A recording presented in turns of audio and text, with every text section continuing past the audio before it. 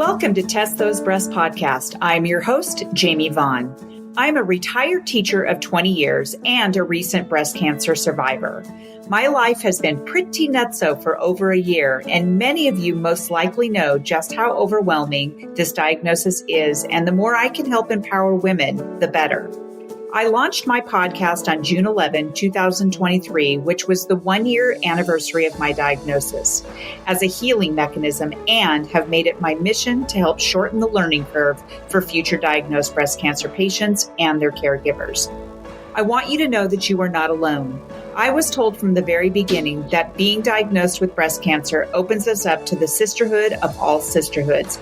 But some people need that extra help and encouragement and all of the confusing and many times downright scary information they are being flooded with. I've been interviewing many survivors, caregivers, oncologists, surgeons, nurses, therapists, advocates, and more in order to provide much needed holistic guidance for your journey. Breast cancer is such an epidemic, so the more empowered we are, the better. Now let's listen to this next episode of Test Those Breasts. Today I have two very special guests. They are two gentlemen, one that I have met in person and the other not yet in person, but they are both amazing, wonderful human beings who are also caregivers to their beautiful wives. The first guest is Tom Schuster. Tom and I actually met at Cancer Community Clubhouse, and which is a support group for caregivers, cancer survivors, and I just happened to meet him there and just absolutely was so drawn to him. Tom Schuster was born and raised in München, Deutschland, which we pronounce it here in the United States as Munich, Germany, and has been living in the U.S. since 2000. He is 51 years old, happily married for 23 years, has no children, and lives currently in Reno, Nevada. He owns, with his wife, their own small landscape architecture company, working full-time. He is very enthusiastic about spending lots of time enjoying outdoor activities, traveling, and exploring nature. His wife, Monica, was diagnosed with terminal cancer in February of 2022, and she has been medically treated since then on a constant basis. My other guest is Deno Paolini. And Deno is actually the husband of one of my friends, Carrie, whom I've known for many years. She was a teacher, and so Deno has been her caregiver, and they have been married for 11 years. He is a retired businessman and corporate trainer. His clients have included Google, Kaiser Permanente, Sutter Health, Rapport Leadership, UN Improved, and many other companies. He is also a former Marine and Vietnam veteran. He is 75 years old, and he and his wife, Carrie, combined have 4 grandchildren, and they live in Reno, Nevada. His wife is actually a retired school teacher and taught the deaf students for 43 years. Carrie has stage 4 metastatic rare cancer of all of her reproductive organs. Well, welcome, Tom and Deno. I am so excited that you're here. We are finally all together to talk about a subject that is so incredibly important, and that is all about caregiving to your wives and any caregiver who is taking care of their spouse or anyone, a friend or, a sibling or whatever, and how important it is to be a caregiver. And I actually have known Deno's wife for quite some time. We used to work with each other years ago, and I've been following her journey. This is the first time I'm actually talking to Deno as her husband and caregiver. And then Tom, I met you through Cancer Community Clubhouse here in Reno at a coffee connection, and we discovered that you knew my friend Carrie and her husband Deno. It was like this really cool chance meeting. And I've just become really aware of how incredibly important it is to have a loving caregiver. I had a loving caregiver in my husband, and it blows my mind how much caregivers go through, because when a person is diagnosed with cancer or any serious illness, it's not just the person being diagnosed, it's everyone involved in their lives, especially their spouse.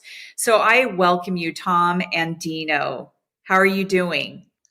Well, thank you. Thank you so much for having me on your podcast here, and be very happy to share a little bit of my experience for your listeners and viewers, how this role of a caregiver perhaps looks like to someone who has never been exposed to such situations. So thank you very much for having me on your podcast today. Great.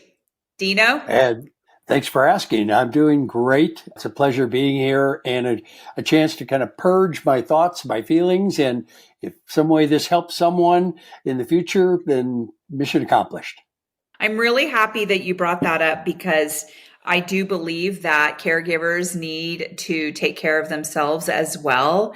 This is a mental, it messes with you a little bit, I'm sure. I know it did with my husband, and I know how important it is to make sure that you're taking care of your own mental health. And many times just talking like we're talking right now, sharing your feelings and your thoughts and everything, because your thoughts and feelings absolutely matter 100%. And I know that you two are wonderful caregivers, because I have talked to Tom. I can tell that you are a very beautiful human being that really cares about your wife. It's very apparent in your voice, in your facial expressions, and what you've told me before. And Deno, I have watched your story on social media, so I know that you are as well. So I want to kind of start with Tom. Can you share a little bit about your wife's story, her diagnosis, and her treatments, and where that has taken you today? Yeah, thanks, Jamie. Yeah, I think we have left a very happy, fruitful, adventurous life so far. Have had a lot of fun and exploring the world together. And it was about a good year ago, in winter of 22, when my wife had really started to experience more pain, and couldn't sit anymore, couldn't walk anymore, and was compromised in her mobility, and the quality of life was not there anymore. And then tests were done, and finally she was diagnosed with colorectal cancer, stage 4. So it was a pretty hefty shock there, because it came so abrupt into our life. Although there were some compromises made before, we worked around that. But then once we knew what it was, then the fate seemed to be sealed a little bit more than it was before. So just the knowledge of that diagnosis was pretty tough. She was diagnosed and started treatment, obviously, right away. Luckily, we didn't have to wait. She was had a surgery, and for a artificial exit of the intestines that needed to be done right away. And then was a chemotherapy session of about a week, well, several sessions for about a week, and the highest dose allowable basically per lifetime. Right afterwards started the chemotherapy. That chemotherapy has been going on since, I would say, about March or April of 22. So it's about a year and a half almost. And since that time, she's been in treatment, and we just try to make that work right now, this new lifestyle. Okay, thank you for sharing. Is she still getting any kind of chemo, or is that going to be something that she'll have for the rest of her life? Or the supposed best method right now is to keep her on chemotherapy until she would die. And it seems like that is a necessity right now, to just keep it stable and not deteriorate too fast. No one has said that there might be a hope for a recovery, remission. Nobody has mentioned anything like that yet. Well, of course, we would hope for that, and there might be a chance for that to happen. But at this point, it seems like it's ongoing until the body cannot absorb all of the chemicals anymore. Okay. That must be really tough for you. Thank you for sharing. Dino, can you share a little about Carrie? I can. My wife's a retired school teacher of 40 years. Sweet, wonderful, caring, gentle lady like Tom and Monica.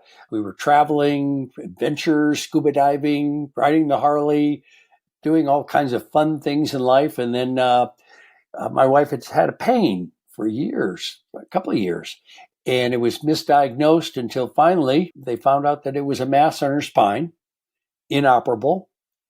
And I remember the doctor's visit as if it were yesterday. He said, "You have basically 3 months to live." And this was December 2 years ago. "You have 3 months to live. I'm going to give you Vicodin, and the pain's going to get worse, and get your things in order." He left the room. We just embraced.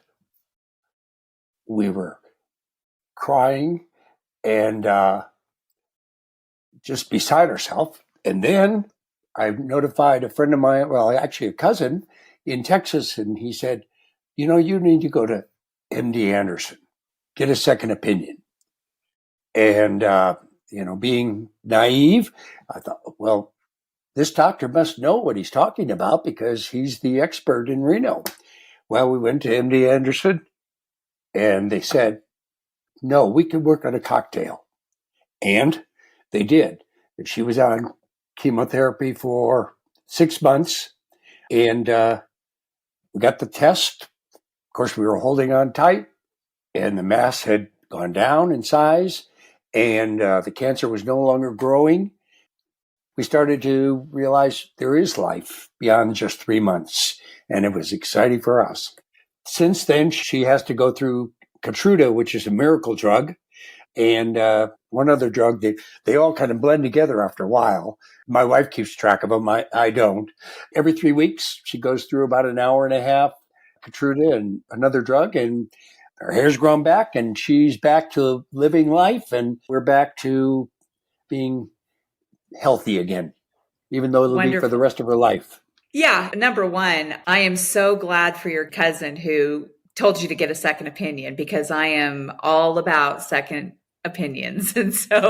And because I have discovered that just because you're in a place where you have the best of the best doctors, it's okay to get a second opinion. Even if they say the same thing, at least you have that second opinion. But a lot of times you don't get the same reaction, and much like your story. And so I love that you and Carrie share on social media with everyone. When she's at MD Anderson, she texts me all the times and she shows me the scene from your hotel. It's almost like, okay, I get to go there again and I get to keep on trying to continue my life. And so she has such a positive outlook on all of this. And I will tell you that she actually helped me through my own cancer diagnosis and treatment and recovery and all of that, because she gave me a scarf when I was bald, and she gave me some things, when I was bald, and she just kind of helped me through some stuff. So her keeping all of her meds in order, that's the teacher in her. She's very organized, I'm sure. And not all teachers are like that, but I know she is. But okay, well, thank you for sharing, both of you. Thank you for sharing Monica and Carrie's story. I want to talk to you a little bit about probably one of the scary pieces to going into treatment. Tom, what was it like for you to sit in the very first chemo with Monica? Yeah, I think that's a very good question there. I think it's one of your first tests, how you would deal with all those new situations. And I think that was, probably one of the very first scary feelings. I remember it was just overwhelming. For both of us, it was a completely new world. Dealing with doctors almost on a daily basis. Well, at that point, it was on a daily basis. It was a completely new world, and it was just scary and very territory that we were totally not prepared for. It was so abrupt and have so much exposure to the medical world. It was scary. And yeah, we didn't have any knowledge about this whole process. Although you get a good guidance from all the doctors, probably, but that doesn't sink in for quite a while, I think. It's more psychologically first that hits you. There's like a full truck hitting you.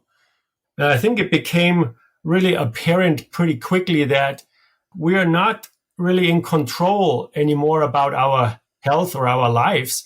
So the control is in someone else's hands. And I felt like that was not easy to deal with. It's just very hard if someone else is in control of your wife's health, not you as the husband who always wants to be strong for your wife. Well, now it's a situation of absolute helplessness. And that is very scary. It was very scary at the beginning, something new, something we have learned to cope with in the meantime. But at the very first time during chemotherapy, that was very tough. I was trying to really be of help to my wife. I was not so concerned about myself. I was trying to console her, trying to give her just good vibes so that she felt less stressed in those situations. That's how I saw my first responsibility right away. What can I do for my wife in this unknown territory? And I was trying to console her, trying to, you just say things like, it's going to be okay. We're going to make it work. At that point, it's just about keeping your psyche up, keeping your mood up a little bit. And that's what I felt was my main thing to do right away. But I think the very tough thing was that you're dealing with your mind and it plays tricks on you right away. And I think that was a big hurdle. You just didn't know if chemicals would work at all. Would that cocktail save her or not? There was so much uncertainty. And I think we both felt like that was pretty tough, that you need those chemicals. At least that's what they say. And for right now, for discussion's sake, I guess we'll leave it like that. So they say you need those. Okay, all right. At the same time, they kill you. So that dichotomy of helping and killing at the same time is just something I was never able to grasp, really, emotionally, I should say. And so you always think about what's the worst outcome, right? And you just play with that. And is this chemotherapy going to work or not? And if it doesn't work, well, she just might die in 3 or 6 months. So you're preparing for the worst really in your mind already. That was emotionally very draining to me. And at that point, we haven't learned to deal with that yet. So at the beginning, it was just very debilitating.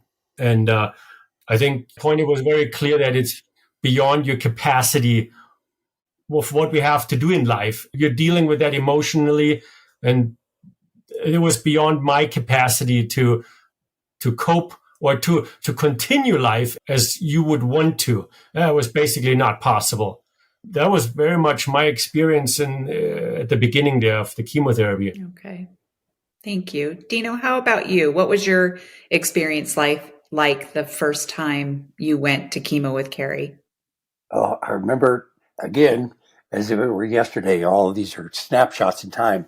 I agree with Tom. I had similar experiences. First of all, I'm an old Marine from years back. And so letting go of the control and surrendering myself to others was definitely challenging. There's a saying, when you can't control what's happening, challenge yourself to control the way you respond to what's happening. That's where your power is. And that was a lesson I had to learn.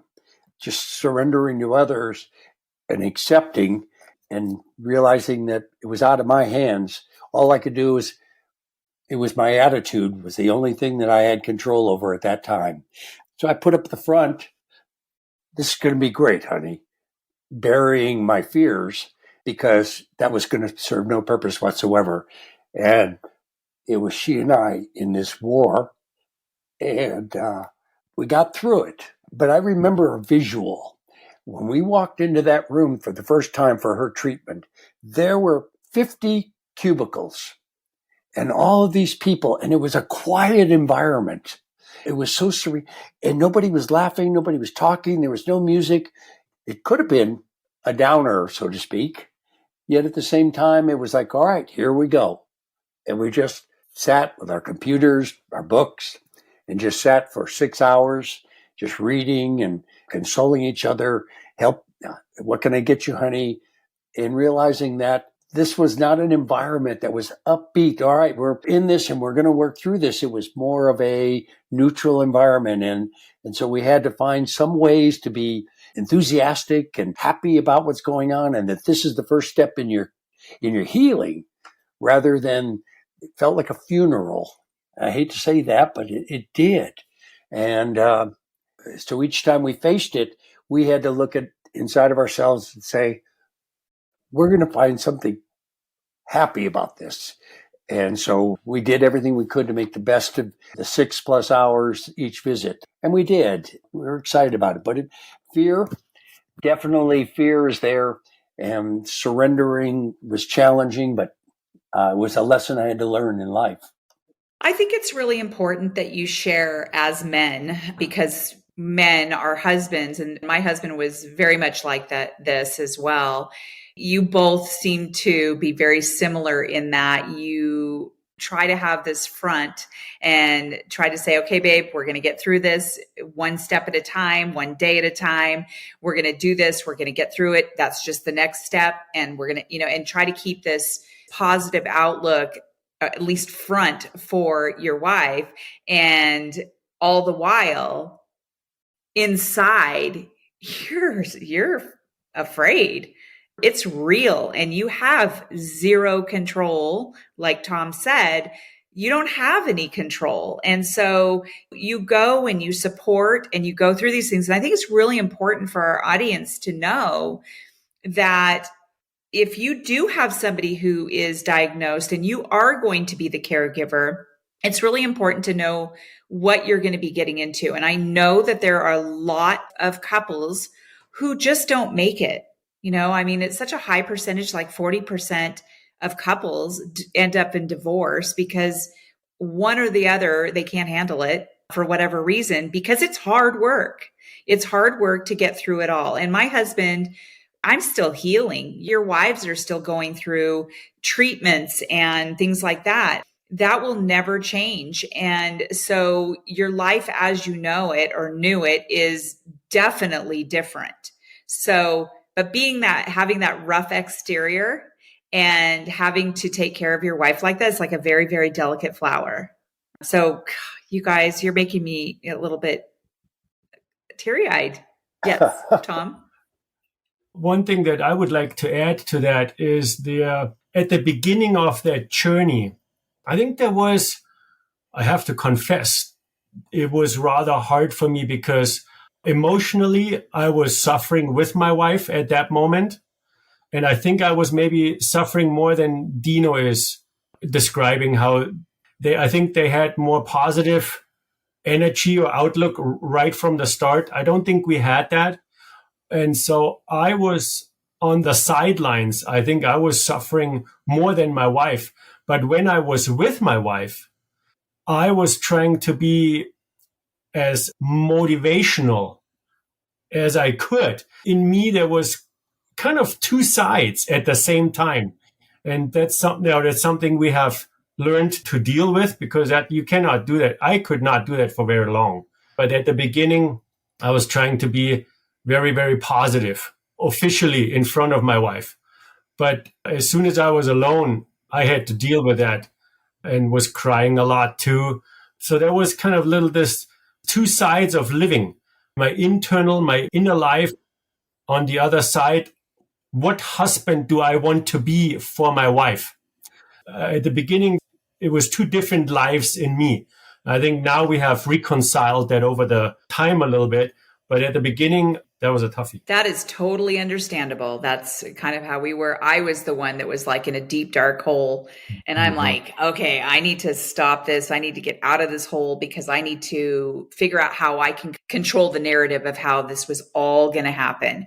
And so my husband and I have talked about it, and we actually are still in therapy right now just because we have a lot of things that have come out and we need to talk it out and things like that. So, and I'm going to talk to you a little bit later in the interview about how you both have sought out support for caregivers. And we'll get to that in just a little bit. I want to talk a little bit about ringing the bell. I rang the bell twice. One, I rang the bell at the end of my chemo. I wanted to ring that bell, even though I knew I was not finished with treatment because I had to go a whole nother quite a few months getting meds infused. And so they let me ring the bell. Then after I was completely finished with all my meds this past July, I actually said, can I ring the bell again? And they let me ring the bell. So I rang the bell twice. Deno, what was it like? And I'm very well aware that they are both still in treatment. Did she get to ring the bell yet? Oh, yes. Oh, every time we go in for chemo, we would look at the bell and we'd look at the words above it, and we kept looking forward. Before I get right into the bell, I'd just like to say this. When we first get married, when you're young, you take the wedding vows, and in those wedding vows, through sickness and health, those are just words when we're young. Suddenly, they were a reality for us. And it was up to me to show my wife, because she said to me, if this is a deal breaker, if this is a deal breaker, I would understand it. And I just said, does that mean if I got sick, you'd leave me? Pause. And then she realized, okay, we're in this together. And our marriage has come out so much better and stronger because we know we're going to be there for the rest of our lives for each other. With that, the bell was a big ceremony. There are people who go up and they ring the bell, they just ding. No, I had this all set up. There's a song, and I can't remember the name of the song, but it's Ring My Bell. And I had it all ready to go on Pandora, and I played it on with a speaker, and we walked up. Oh, wow. All these emotions are coming back. Yes. And she rang that bell, and she rang it hard and rang it several times because this was a celebration for us. Yes, knowing she'll be in treatment forever, but you know what? We got past the first and the biggest hurdle, and we were always focused on looking forward. When this is over, what are we going to do? Some people, they look at pictures and it was all the past. We want to look forward, not backwards. And so that bell and ringing it was a big celebration for us. And I've videoed it so that we can revisit it anytime we want to remember that moment. That's what it was like for us. Absolutely.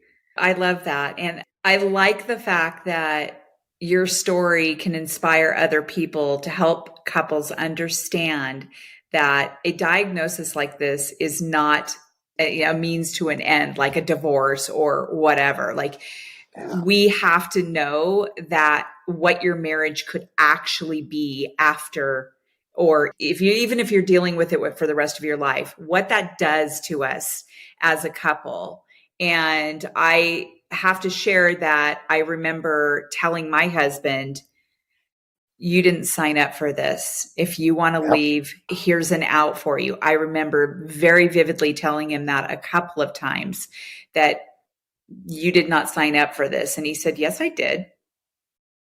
And then I said, you're right. You did sign up for this. But I like how Carrie said, well, or you said, does that mean if I get sick, you're going to like leave me? And she's probably like, no, that's not what I said. But essentially, that's kind of what she did say, but she didn't say it. She didn't mean to say it, but that's kind of what she's talking about, right? Like, we're going to leave each other when we get sick. No. All right. Tom, has Monica gotten to ring the bell yet? I have only a vague understanding of that expression. Could you describe to me exactly what you mean with that? With the bell. So Uh-huh. ringing the bell is a symbol of being finished with a treatment. So even though I wasn't finished with my treatments back in December, I had finished my chemo. So they let me ring the bell. It was like a milestone, but it usually symbolizes the end of a treatment. So has she been able to reach a milestone yet, with ending some sort of treatment where she is able to go up to that bell? That is, did you do yours? Or does she go to cancer care specialist or does she go to Renown? She goes to Renown. So I don't know where the bell is at Renown. I have to ask about that. I'm not sure because I didn't ring my bell there. I rang it at cancer care specialist. If you look up ringing the bell cancer treatment, you would know if she rang the bell. Physically, that did not happen. Okay. Yeah. As far as the broader meaning of that, finishing a treatment, I think we were happy after the main chemotherapy for the first 6 months or whatever that was. There was a point where it was clear that she can, with not so many side symptoms, that she can somehow manage that. Yes. And we were happy when, even during that phase already, that first chemo phase, but when it was done, it was clear that she did all, I don't know, it was 12 sessions or something like that. And so that was for sure not the end of the treatment, but there was, as you said, a milestone that she was able to withstand that chemical warfare there, right? That was fantastic to see that happening. But then it was clear it's going to go into a maintenance format, and there might not be a bell ringing moment coming. So it is a symbol of sort of celebrating something. Do you have anything with Monica that you do, or did you do, when she finished that main part of the chemo to sort of symbolize we've hit a milestone? Yeah, Jamie, I think we did. And I believe we did it for every other little milestone, maybe only a quarter milestone. For us, it does not have to be a full mile. So I remember we were just happy. I think we celebrate every time there was a little quality of life that we gained. And whenever that was, even in the maintenance stage right now, there was a time that was not so good. And then it improved. And once it improved, then it became a little bit more regular improvement over time. Then we said, hey, I'm going to buy a champagne bottle right now. Yes. And so even those little hurdles that we overcame, every time we understood we overcame some sort of a phase, and maybe good times come up a little bit again. I think we celebrate every time that. So I think we do. And yeah. So you have your own bell. You have your own way of celebrating. And I think that's so important. And it's all about teamwork together and getting through it together. And clearly you guys have that. And that's wonderful. Deno, you were talking about being naive about a few things about cancer care. Can you share some of your thoughts about how you were naive? I've lost family members and friends to cancer. But you know what? To me, it was like looking inside a house through a window. Really wasn't, I went through the trauma of it, but at the same time, not the everyday trauma, the everyday task, everything that was needed to keep life going. And something you said earlier, Jamie, if I may, you said the bell symbolizes the end of treatment. We looked at it a little different. I looked at it as ringing the bell meant, well, let's move on to the next phase of our life. That's why it was a celebration for us rather than a treatment, that we're moving forward. And you talk about my wife on social media. Oh, there's a saying, I love sayings because they make me sound so profound. But if you want to get somewhere fast, go alone. But if you want to go far, include others. And for my wife, part of her own therapy is to go out on social media and let the world know what she's going through. And if it touches one person or inspires one person, that works then. I was naive about all of these things, about the importance of including so many others in our journey to seek help. I was naive about what it's like to basically, it was like a new parent. You have a child, and I had to take care of her in every way, cooking, cleaning. These are not words that Marines use all the time. Doctor's appointments and so many things to keep on the schedule. And then my naivety, I forgot. And there's also, I have to live life. And it left very little time for that.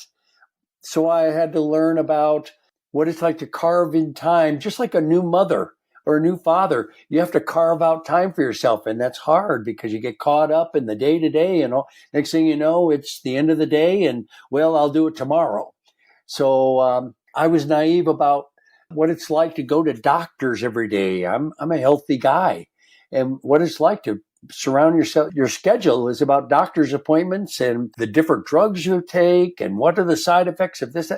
I mean, I had no idea until that day in the doctor's office. Until you knew.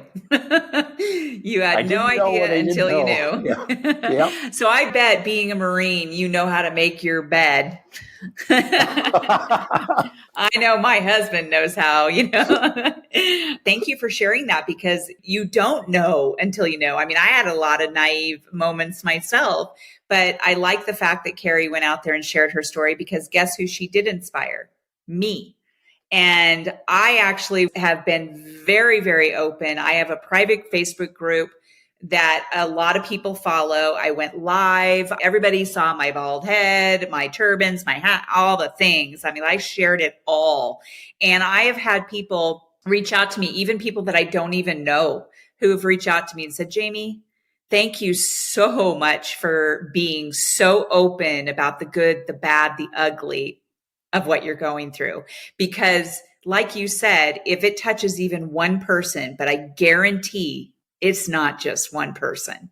There are more people. And that is one of the reasons I started this podcast is because I want people to be aware and give as much information and bring as many resources and stories like yours and Tom's to the audience so that they can just be better prepared. I mean, you cannot be prepared until you go through it, but still, so Tom, yes.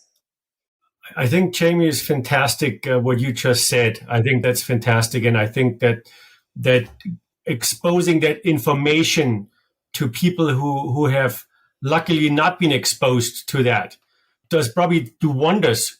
But when you said that, what I immediately remembered was that we all have heard cancer stories before. We were personally engaged in that.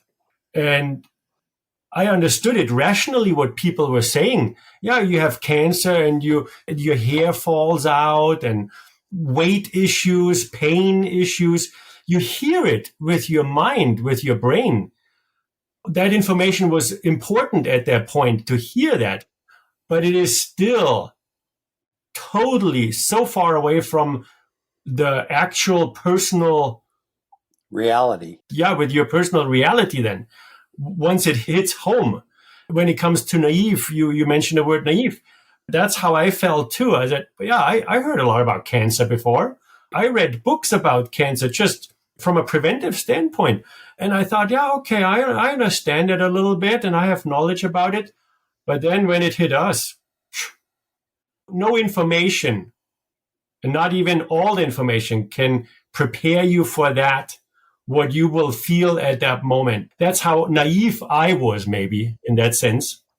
I think that's why they call it a journey, right? It is a journey and it's a journey of all journeys. And, you sort of just learn as you go. And so, again, doing what we're doing right now is talking about what we learned along the way. So thank you for sharing that, Tom.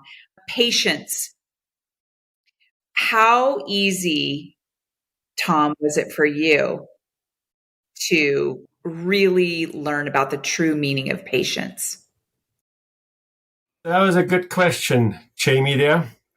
I must say I'm actually a very calm and patient person by character. But when I started that journey, cancer-related journey here, that taught me a different patience. It's a different patience when the subject is your own health or life. And I think that's what I had to learn the very hard way. You might be a very patient person, but when it comes to not knowing what's going to happen next week or in a month, you just got to see how it evolves. And well, do you want to be hopeful? Do you want to be pessimistic? Patience is something that was not easy to come by, at least for me. There's more at stake. If it's something different in my previous phases in my life, it was rather trivial things. And you can be very patient about that because it's not that much at stake. But I think, yeah, when is she going to die? Is she going to get better? How long is the journey? There's so much uncertainty. That patience to grow is really a test of your strength. It was hard for me to grow that patience in that aspect. And I think it still is hard. I certainly have not mastered that yet. I really tried to use a little bit my experience with the Buddhism principles in life. And that gave me a little better handle on that situation. Because they always say, well, let go, let go. First you say, well, sure, I understand. But then you have to really, really let go of something you want. And I want my wife to be happy and healthy and long living. But you have to let go of, I believe, you have to let go of that idea. I learned to be happy with whatever is going to come up. And that taught me the patience level, that I'm happy with whatever is going to happen. And most likely she will die soon. Sure. Hopefully not. But if it happens, I need to be patient and be a good husband in the meantime. If I don't have the patience, I cannot be a good husband. So letting go of some big goals was important for me. And it's the daily fun that we have. We can enjoy every day. And I think that helped me a lot, those Buddhism principles. And I think in that way, we can enjoy life every day much better and have that patience a little bit more in control. Yeah. That's very profound what you just said. That's a lot on your shoulders. That's a very heavy. And my husband is not exactly the most patient man. So we've had to work on it quite a bit, which again is one of the reasons we are in therapy. And I think that every single person should have some sort of care like that, like some sort of therapy. And I am going to take a detour and talk to you about something after Deno tells me his version of that and how easy you found it to find that patience. Well, I had to learn, there's a saying, again, another one, I'm sorry, but is if you want to give God a good belly laugh, make a plan for your life.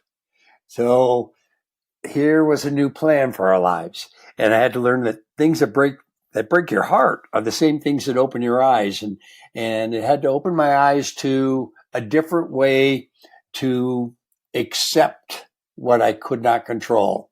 I'm a driver and my wife is a peacekeeper. She's quiet and she's perfectly happy, just enjoying a quiet life. I'm on to the next thing and the next thing.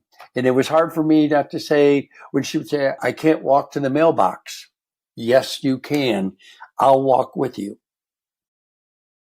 And if we don't make it the first day, we'll make it a little further the next day.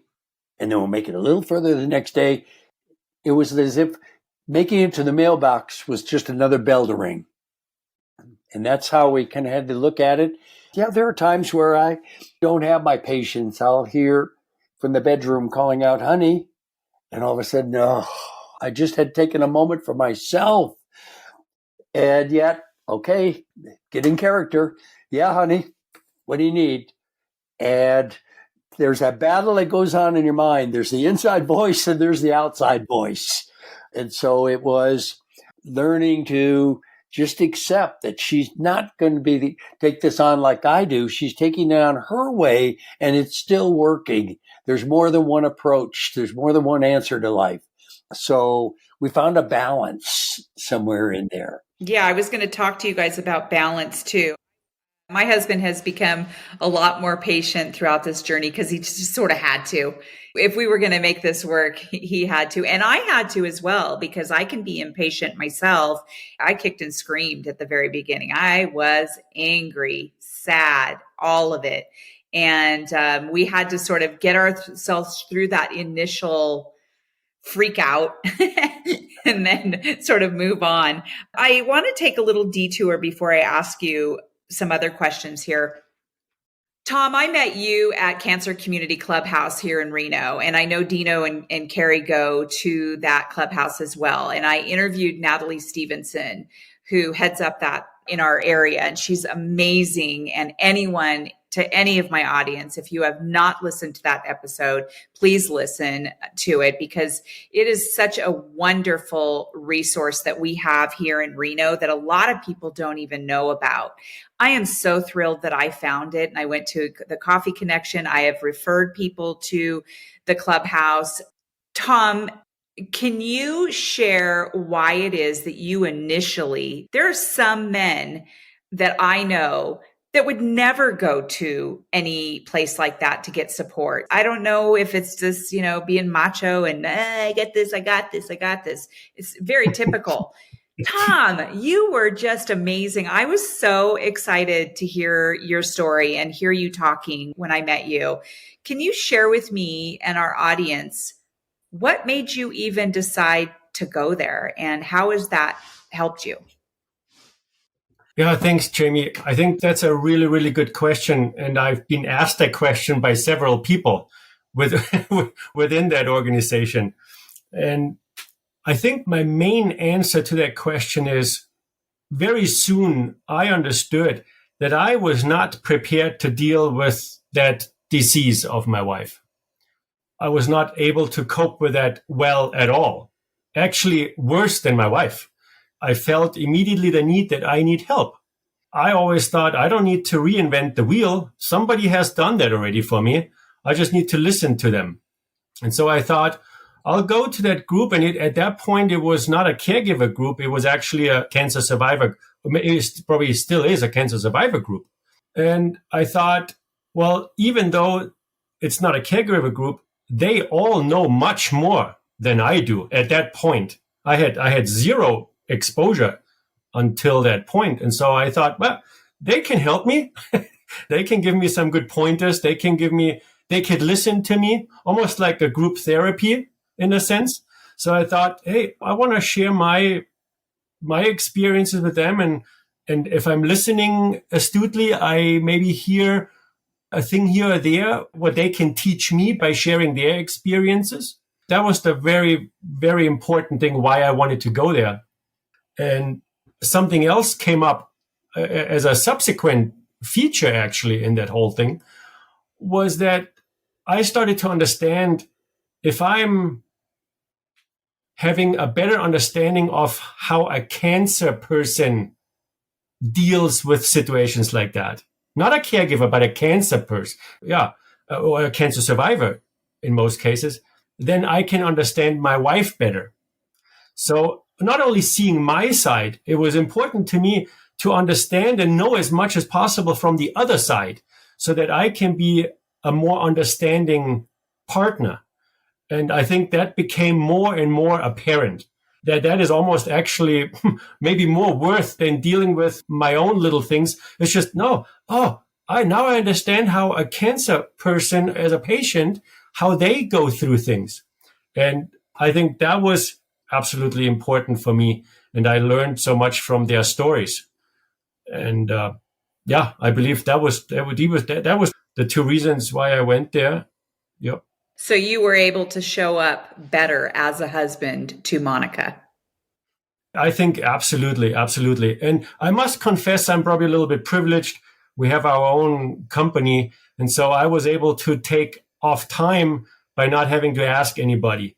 it is still tough because I'm attending there regularly. It's still tough to say, oh, I'm not going to work right now, and I'm going to take the time out of my schedule because that is very important to me to be a good husband. And but it is easier maybe for me than someone who is in an employee format working. I feel privileged that I can do that. I love that freedom to do that. Yeah, I just had retired when I got diagnosed. Like literally, I had a huge retirement party 1 week prior to my finding out I had breast cancer. And luckily, my husband had retired the year before. So we were super privileged as well that we didn't have to go to work. I don't know how people do it. So thanks for sharing that. Deno, what is your experience with Cancer Community Clubhouse? Again, that saying of if you want to get somewhere fast, go alone. But if you want to go far, include others. And my wife asked me to go. And if she asked me to go, then that's part of that patience. I'll go. And to me, it's very much like going to a gym. You know, I found all these excuses not to go to the gym. But then once I'm walking out of the gym, I go, I'm sure glad I did that. That often is the case with getting together at the group. And I realized how blessed we are. There are some people in the group that are struggling with just working through. To me, I hate to say this in this way, but they've surrendered to their cancer. And I look at those meetings as a way to fight on instead of surrender. And it's like, okay, rather than talk about what it's doing to them, I love hearing the people that are talking about what they're doing in spite of. And that's inspirational for me. Some people need, of course, to be able to get it out there and hear it. Patience, understanding, and listening is so important. Yet I really the driver in me wants to go, you can do this. Come on. This isn't so bad and you'll get through it. But I also realized there were a lot of single people, unmarried people in the group. That was an eye-opener for me because I can't even imagine what that would be like. We had one small situation happen where I had to be out of town and travel, and my wife's sister we were going to fly her in, and she was going to take care of her for those 4 or 5 days. And all of a sudden, the sister said, I can't come. And I went, no, you can't. And I cannot leave my wife, I realized, alone. Then I reached out. And oh my gosh, what I found was such a support group of people, like that support group with the coffee, that sure, I can be there that time. And people took slots as if it were a work schedule. And it worked out fabulous. And it gave my wife some additional social interaction with people that you don't get at home or on social media. So that was our journey with this. That social interaction is so important. I'm a very social person. But it is amazing how there are some people who get these diagnoses and they just sort of coil up and keep everything bottled up and everything. And if they only knew what it would be like if they let themselves out of that bottle and go and meet people and talk to other people to help out. So Tom, yes. I think that's very true. I've seen the exact same thing in those groups. I believe what helped me a lot is to see where people are not choosing to embrace all of that and regain control of their life somehow. To me, it was an eye-opener in that sense that some are not able to choose that for themselves. And it became more clearer to me that, yeah, it is our choice to make the best out of it right now. And it's hard and it's tough. Yeah, well, sure. Everybody has tough hurdles in their lives. Everybody does. But we have a choice. And I think that's what I love about hearing those different stories. Everybody well, not everybody, but there's some that choose or not choose to do anything. And there are some that choose to, and I think Deno is a fantastic example, choosing to go forward. It's a clear choice that you make. And I always felt like as a parent that some cannot make that or don't dare to, whatever the reasons are, that we have a choice. Yeah. I'm just so happy that you two are sharing these things because there are things that we just don't think about and other people don't think about. And so your thoughts are so valid and so important. So thank you. Dino? Yep. We made a decision. We're going to live our life in spite of cancer rather than letting cancer control how we live our life. There should be a t-shirt that says that. Okay, so I'm going to wrap up with a couple of questions. One, I want to ask Dino, what care do you feel that your wife can give back to you? Oh, wow. That's a great question. Okay. These are thoughts I've had, and I haven't really shared them with my wife. So when she listens to this podcast, she'll have the answers to the test before she takes the test. It'll be like unwrapping a present. You know, what I find is that I massage my wife's feet. I rub her back. I do all of these physical things that she needs, and touch is something that's very important to her. And the cooking and whatever else may be needed at the time. And my wife likes to get things done. She's task driven, the school teacher in her, the homework, the schedule, all of that. And what I really need back is occasionally rub my feet, rub my back. And I feel awkward asking for it because she's the one who's surviving cancer. You know, how dare I ask for her to do something for me? But the truth is, to have those tender moments is something that I feel is important to my heart. And to keep things going, it's my nourishment. Sometimes I want to throw up my hands. How much more can I do? That would be the little things. And so occasionally she'll make dinner and she really goes all out. And I love that. And that's just a part of it. The touching, though, is something that with cancer, sometimes we forget. We're so dealing with all the drugs, everything else. So there you go, Carrie. There's your homework. You got to do some foot rubs and back rubs. And, my husband, one of the things I loved that my husband did when I was bald is he would come and kiss my head. He loved my bald head. So, yeah, I mean, I would say that there's always something that we as the cancer survivors, patients, can give back to our caregivers, our husbands. So, okay. So thank you for sharing that. How about you, Tom? What can Monica do? What can Monica do for me? Yeah. I think the first thing that comes to my mind when I hear a question is I actually feel like that I have been so privileged in our previous phase that I always feel like she does not need to give me anymore. She's giving me so much. And that's maybe a proof of a great relationship. I don't know. But I never feel like that I want anything from her. Now, when Dino said, yeah, rub me my feet, I'd say that feels absolutely good. And we need that touch, what you talked about. We still need that, regardless of what our mind thinks of that. We still need that. And we cuddle a lot. Absolutely, absolutely. But what I just said, I think is true too. I have gotten so much from my wife so far that I feel privileged it's my turn right now to give everything back to her. And I probably can never give her that much back what she's given me so far. From a balance standpoint, I'm happy that I can give her a lot of stuff. But trying to answer your question a little bit better maybe is when I see her that she loves me and she continues to support me emotionally, that is and encourages me, and because she understands my situation as well as I do hers. And so she understands my role is pretty tough.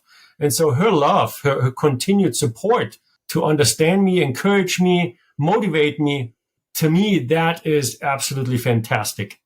And without that, I think I would sometimes not look so good, maybe this day or that day. So having that bond between us, that strength of that bond, it nourishes me in situations when I'm not feeling good. And she does that and she helps me in those situations. And To me, that's absolutely outstanding. Now, the paramount thought that comes to my mind is that what she does for me is she's extending her life, allowing that treatment to happen. We have talked about that. We've talked about that. And we're in agreement that, hey, if you don't want to do that anymore and you just have a natural succession until death, that's okay too. But her wish or it's actually her desire to have fun with me together, still enjoying life. That's the ultimate thing that she can give to me. I think I'm very blessed that I have a wife. I'd be happy either way. As I said, I don't expect anything really, but if there's something we can do together and enjoy still life, and the treatment can enable us to do that, and she is for that, she does a lot for me in that aspect. And then there's other things in life, like she organizes her own medical things, her doctors and all that. I don't have to do that, which takes a lot of time, right? So, because I'm the sole provider with our own company. If I don't work, well, no money is coming in. And so she understands that, and she tries to take as much off my plate as far as organizing things and organizing nasty stuff like medical insurance stuff, but also organizing good things. We do a lot of vacations. We go here, we check out the world, we explore everything, and that needs to be organized too. And she takes the time to do all that too. And that is fantastic. That helps me a lot to be not quite as overburdened as I normally am. Well, I really like the fact that it seems like our three relationships, like my husband and I, are very cuddly. We are very touchy-feely. And that really does help, that human touch from the person that you love so much. And so, again, to my audience, it is absolutely possible to get through such a difficult diagnosis and new reality on life. So, Tom, I personally have gone through a lot of fear, and I know my husband has too. How is it that you deal with fear? I think that's probably one of the most important questions, Jamie. Yeah, very good question. I believe if you let fear control your life, you're wasting all your time. And the time that I have left with my wife is very limited. Hopefully it's very long still, but it might be very limited. And if I let fear be driving my life, I cannot be very happy. I cannot be a good husband. Nobody will be happy. So I think understanding what fear does, what is fear and what does it to you, is probably a good process for everybody to go through in their minds. And once you understand how detrimental fear is a good thing in a certain situation. And it's naturally important to have fear in certain situations. But when it comes to this cancer journey, I think it's not what you need. You don't want to waste time. You want to be with your partner, have fun together, embrace whatever is today on the menu, whatever that is, whatever is being served. You just have fun with it, enjoy it, and you do it with your partner. And I think that's a rather easy way to deal with fear if you know what not to do, really. You basically just do the opposite. At least it sounds easy to me because I've been in this journey a little while now. And at the beginning, it was not like that. At the beginning, there was a lot of fear because I'm afraid of my wife dying. Yeah, sure. I'm afraid of all the pain and suffering. Yes. But soon one realizes that that is not a healthy way to feel about that. And just turning it around is just very, very important. Yes, it's just not healthy to stay there. Exactly. It's okay to walk into those emotions and that fear, but to stay there is very, very detrimental to our lives. I was very fearful. I knew in my mind that I had to figure out a way to help that fear and get out of that fear and be able to figure out how I was going to get through the whole story. Deno, how about you? I've always looked at fear as an acronym: false evidence appearing real. And in my career, one of the things I did was personal training growth classes and corporate trainings. And I also did fire walks. At the end of a fire walk, I would say to people, if you can walk on 1400 degree hot coals, then you can certainly make that call to that on that sales call, have that conversation with someone. You can do these. And as a caregiver, if we can get through this cancer, this phase of the cancer, we can do anything. And that's how we've approached it. Not focusing on the fears, but again, focusing on what we want. And that's held us together. Yeah, it's just a different type of fire walk, right? Oh, yes, it is. Oh, gosh. Okay, go ahead, Tom. What you just said, reminds me of The Secret. We all probably have heard about that. And I think that it falls right into that question, Jamie, right?